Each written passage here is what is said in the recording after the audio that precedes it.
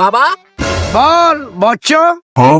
বাবা, আমার বন্ধু আজকে 23টা বছর অবিবাহিত, ওর কি কখনো বিয়ে হবে না? এর একটা সমাধান আপনি করে দেন। এই এদিকে আয়। কি বাবা, কোনো কি খারাপ কিছু দেখছেন নাকি? আরে বেটা, তোর বন্ধু তো 4টা বিয়ে হবে। বাবা, বিয়ে কখন হবে? বিয়ে তো এখন আর হবে না। ছোটবেলা বোঝামা খেলতে খেলতে বিয়ে তো ওই সময় 3টা হয়ে গেছে। তো আমার বন্ধুর আর বিয়ে হবে না? হবে, তোর আরেকটা বিয়ে হবে।